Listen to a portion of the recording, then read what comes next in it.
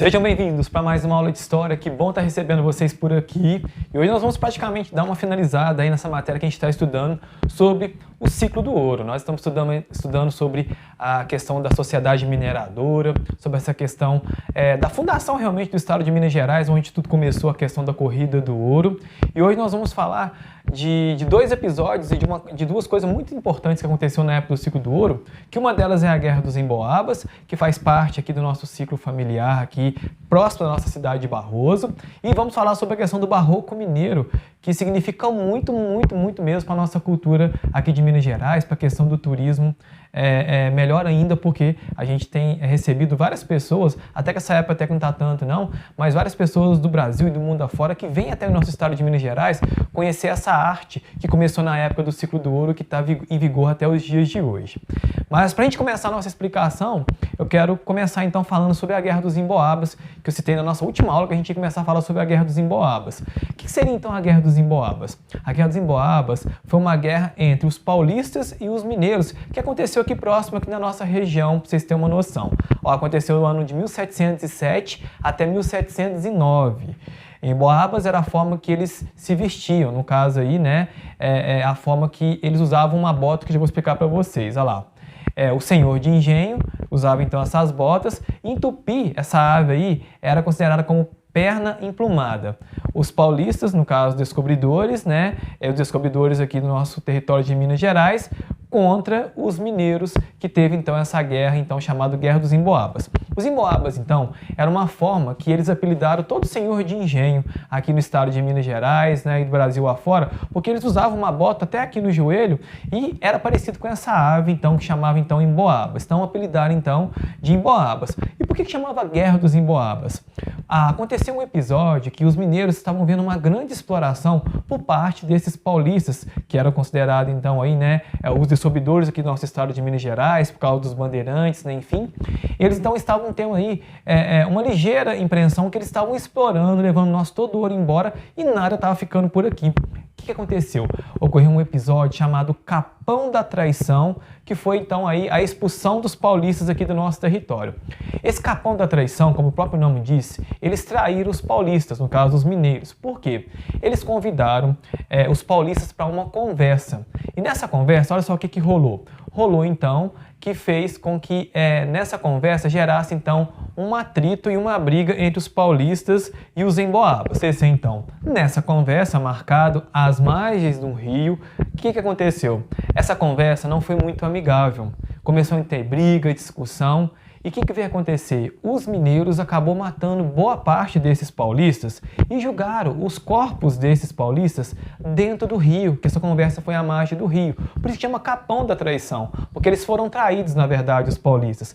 E aonde aconteceu esse episódio, a proximidade desse episódio, foi aqui pertinho da nossa cidade, em São João del Rei, perto de Tiradentes ali. Por isso, então, que depois eles batizaram esse rio que corta a nossa cidade de Barroso e corta outras cidades também, de Rio das Mortes, porque vários corpos desses paulistas foram jogados dentro desse rio por causa, né, para livrar deles, né, por causa desse episódio que aconteceu, chamado Capão da Traição. E essa Guerra dos Emboabas, apesar da parte trágica dela, né, de acontecer esses episódios de morte, de ter jogado os corpos deles aí dentro do rio, o que veio acontecer? Veio concluir que o povo brasileiro não era bobo nem nada. Já começou aqui uma maneira de manifestação por parte do povo brasileiro contra a exploração de Portugal com relação então ao Brasil.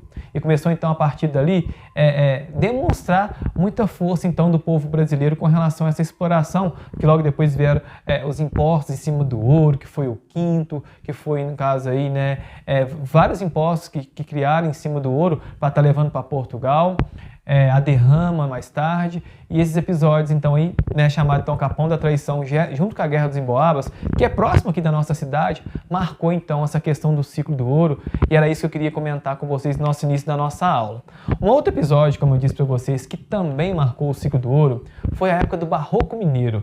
O Barroco Mineiro, gente, foi nada mais nada menos do que as obras de artes feitas dentro das igrejas aqui no nosso estado de Minas Gerais, que estão lá, gente, em vigor até os dias de hoje. Muita gente tem curiosidade curiosidade de conhecer, de ver como que foi feita então essas esculturas, feita, né, no caso aí em pedra sabão ou feita de madeira e depois totalmente aí coberta então de ouro, e tem demonstrado aí, gente, uma grande beleza mesmo dentro dessas igrejas. Acredito que muitos de vocês já tiveram a oportunidade, nem que seja em Tiradentes ou então Ouro Preto, ou outra cidade histórica, visitar aí uma cidade aí que tem uma obra aí barroca, e é muito bacana a gente ver os detalhes da obra, né? Como que é feito, como que são assim tratados com muita delicadeza mesmo, que não é uma coisa que você vai lá e faz ali, tá pronto, não. É feito com muita cautela, com muito carinho mesmo. E um grande destaque dessa época do Barroco Mineiro foi o Aleijadinho, que contribuiu muito, mas muito mesmo aí com a questão do ciclo do ouro, com a questão aí do Barroco Mineiro, e que essas obras são feitas até hoje, são feitas e visitadas até hoje. Não só por dentro das igrejas, mas por fora também. Por fora das igrejas também a gente tem aí, ó, arquiteturas feitas, esculturas feitas por esses artistas aí, que são lembrados até o dia de hoje, detalhe por detalhe. E só um lembrete, tudo feito à mão, não tinha nada que favorecesse essas obras de arte aí que são lembradas até os dias de hoje. E tá aí, gente, demonstrado então através do Barroco Mineiro, que representa muito aí para a nossa história e para a questão do ciclo do ouro também, que eu tenho certeza que fez e faz muita diferença aqui para o nosso estado, com certeza. Bom, para a gente finalizar, eu separei esse vídeo bem interessante para a gente, que vai dar um resumo e uma explicação sobre a questão do ciclo do ouro, que eu acho muito importante a gente estar compartilhando aí informações bacanas para complementar o nosso aprendizado. Então eu queria que vocês assistissem junto comigo esse vídeo, que vai complementar e falar um pouco sobre essa questão do ciclo do ouro, que é bem interessante. Acompanhe aí. As riquezas que o ouro trouxe para o nosso estado são inegáveis, né? A parte do desenvolvimento econômico de Minas Gerais se deve à extração do metal, que começou há mais de 300 anos. Na última reportagem da série especial em alta definição, os repórteres Larissa Carvalho e Henrique Stênio mostram a herança deixada pelo ciclo do ouro.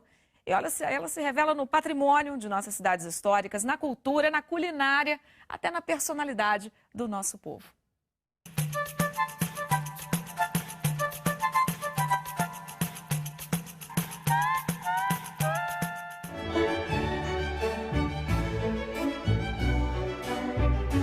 É Dona Zélia quem abre a matriz de Sabará às 6 da manhã, todos os dias. A matriz representa para mim tudo na minha vida, porque é o lugar onde que a gente vem para desabafar as tristezas, vem falar das alegrias, agradecer. Quando a igreja foi erguida, o ouro estava no auge. Em 1701, extraía-se toneladas de ouro aqui em Minas Gerais. Uma parte ia para Portugal, outra ficava aqui para os seus mineradores e para aplicação nas igrejas. Não foi só a fartura de ouro da época que fez da matriz de Sabará um dos monumentos mais ricos do país. As doações das irmandades também colaboraram. É que no início do século XVIII, estes grupos religiosos não tinham suas próprias igrejas. Era aqui que eles se reuniam, cada um com seu altar. E quanto mais ouro neles, melhor. Havia, podemos dizer, uma disputa sadia entre essas instituições religiosas. Ela procurava, com isso, não só evangelizar e levantar o nome da sua irmandade, como também trazer mais irmãos para contribuir.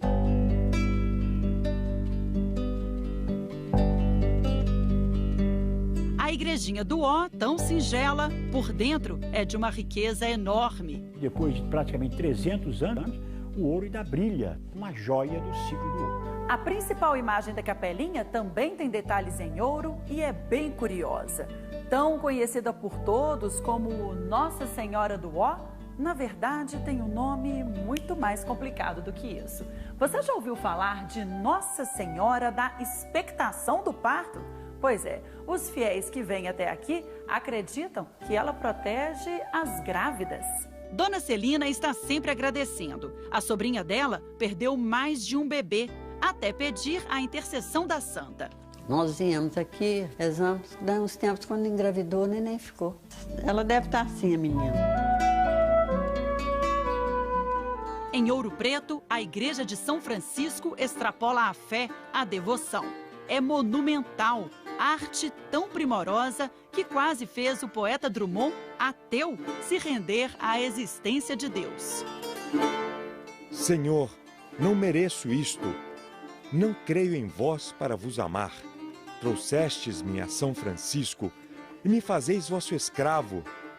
Não entrarei, Senhor, no templo, seu frontispício me basta.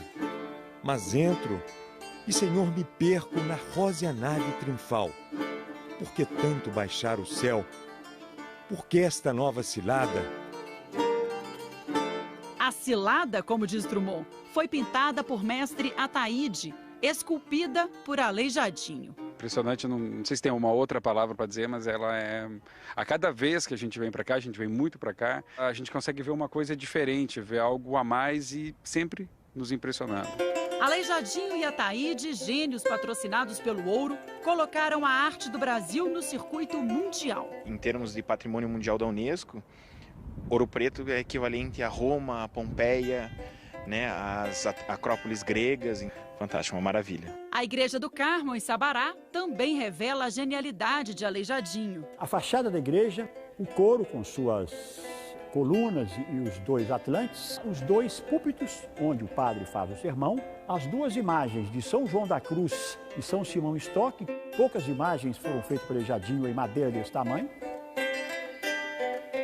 O Brasil tem um grande artista chamado Antônio Francisco Lisboa, o Aleijadinho. Para o Brasil, ele vai ser uma identidade nacional, porque ele não é mais português que veio para cá. Ele é um ouropretano. Ele tem uma capacidade de fazer o belo impressionante. Enquanto pintou São Francisco, mestre Ataíde teria morado neste sobrado, hoje um restaurante. A pincelada dele é de uma escola de Caravaggio, por exemplo, que vai sair em Rembrandt e que vem até Picasso. Mais que igrejas ricas, belos monumentos, o ciclo do ouro também deixou para a gente parte da cultura, dos hábitos que temos até hoje. Você já parou para pensar que alguns pratos da famosa comidinha mineira nasceram lá na época do início da exploração do metal precioso? Para cá vieram aproximadamente 500 mil pessoas para Minas Gerais em um século. O gado que vinha da Bahia ou do sul do Brasil, ele não dava conta, então criou-se muita carne de porco. Você pode matar um porco em 6, 9 meses. O porco é o animal mais importante dentro da nossa cultura mineira, né? Quem é que não gosta de torresminho, um leitão à pururuca, uma linguiça de porco? São coisas rápidas. O milho cresce em 6 meses, o feijão em 6 meses, do leite o queijo, que é o famoso queijo Minas. O queijo Minas é o queijo para abastecer a mina. E temos as frutas locais. Nós temos a goiaba. Qual que é o doce típico de Minas Gerais? É a goiabada com queijo. Se não fosse o ouro, essa comida não estaria aqui. E nós talvez fôssemos diferentes. Nós temos um linguajar próprio. Nós falamos um português diferente do Rio de Janeiro, de São Paulo e de Portugal. Nós somos um povo assim que temos uma característica de falar pouco, mas se você for conquistando e abrindo o seu coração, você vai ver a riqueza que ele tem, tanto econômica quanto uma riqueza cultural. Nós temos um tesouro dentro da gente, porque assim é a mina.